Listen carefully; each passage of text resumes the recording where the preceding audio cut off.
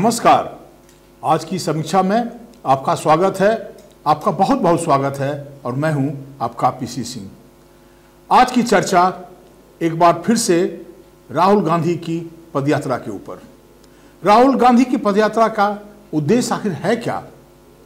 क्या आप सोच सकते थे, क्या आपको आश्चर्य नहीं हुआ जब राहुल गांधी जैसा शख्सियत जो आज भी कांग्रेस पार्टी का सबसे महत्वपूर्ण व्यक्ति है और इस देश में कांग्रेस का इतना बुरा हाल है, उसके बाद भी आज बीजेपी के बाद सबसे बड़ी पार्टी है पार्लियामेंट के अंदर, फिर भी जब गुजरात जैसे प्रदेश में और हिमाचल जैसे प्रदेश में चुनाव हो रहा था तो राहुल गांधी पदयात्रा कर रहे थे। उन्होंने गुजरात में आने का जो पदयात्रा के तहत उनका वो कार्यक्रम गुजरात और हिमाचल प्रदेश दोनों नहीं आता था।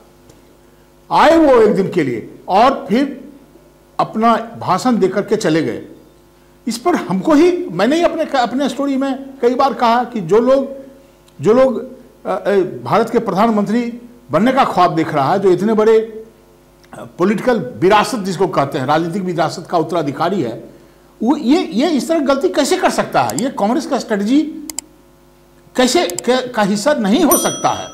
लेकिन जब मुझे और लोगों से बात के बारे में पता चला और कई दिनों के बाद मैं इसके ऊपर मैं सोच रहा हूँ और पढ़ भी रहा हूँ, तो मुझे मजबूर कर दिया है कुछ चीज़ों के बारे में मतलब आपके साथ शेयर करने के लिए।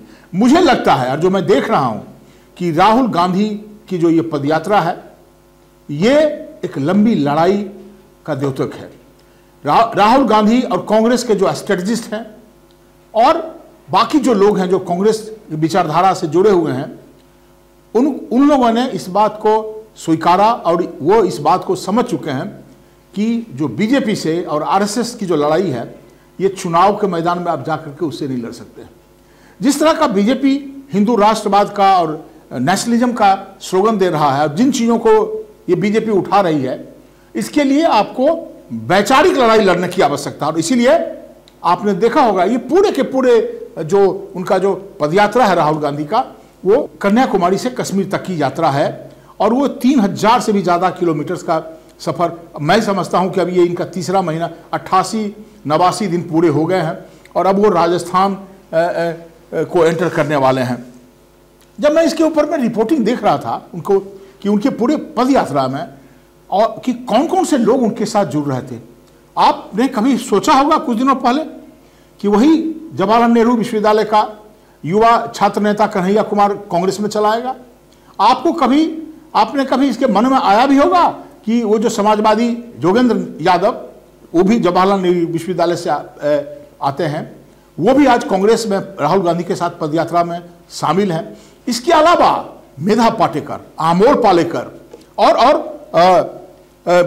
सिनेमा के कई हस्तियां, स्वरा भास्कर, ये सारे के सारे लोग, राजनीतिक हस्तियों की बात छोड़ दीजिए कि कांग्रेस के जो चीफ मिनिस्टर हैं और बाकी दलों के जो लोग हैं जो बीजेपी के विरोध में खड़े हैं, वो तो कांग्रेस के साथ आए, वो तो राजनीतिक समझ की बात है। लेकिन सबसे जो बड़ी बात है, जिस बात की ओर मैं आपको इशारा करने का कोशिश कर रहा हूं, कि जो भारत जोड़ो यात्रा के ऊपर जो इम्फेसिस दिया गया है वो एक राजनीति से बहुत ऊपर की बात कही जा रही है। कल मैं देख रहा था कि कई कार्यक्रम में मैंने जोगेंद्र यादव का देखा एक वीडियो और उसमें वो जो कुछ गायक हैं जो ये गा रहे हैं और उसमें वो लोग साथ दे रहे हैं। ये पूरी की पूरी यात्रा है, कहा कि हृदय को जोड़ने के लिए ये यात्रा है। जो एक समाज में धर्म के नाम पे जो बिखराव लाने का कोशिश किया जा रहा है इस देश में, और बीजेपी का, मैं इसको पॉलिटिकल मूव ही मानता हूं, मैं इससे बहुत ज़्यादा इसको मानता नहीं। बेसिकली ये जो वोट लेने का एक तरकीब है, तो उसका मुकाबला करने के लिए कांग्रेस के पास लगा कि जिस तरह का आइडियोलॉजी की बात कर रहे हैं, तो जो हिंदुस्तान की जो गांगी जमनी तहजीब है उसकी बात लोगों को जाके कहा जाए और एक एक लोगों से मिल करके जुड़ करके, और आप देखेंगे कि ये एक ऐसी यात्रा है कि राहुल गांधी जब से चल रहे हैं, ये 3 महीना हो गया, उनका इमेज, आप याद कीजिए राहुल गांधी का जो इमेज पहले था और अभी किस तरह की बातें हो रही हैं, कौन कौन लोग उनके साथ शरीक हो रहे हैं और क्या विकराल रूप धारण कर रहे हैं। वो जब चल रहे हैं, अब फिजिकली भी उतने ही फिट हैं, वो कई तरह के बच्चों से, गरीबों से, महिलाओं से, सबसे मिल रहे हैं और अपनी बात को साझा कर रहे हैं, तरह तरह का हरकत उनका हो रहा है।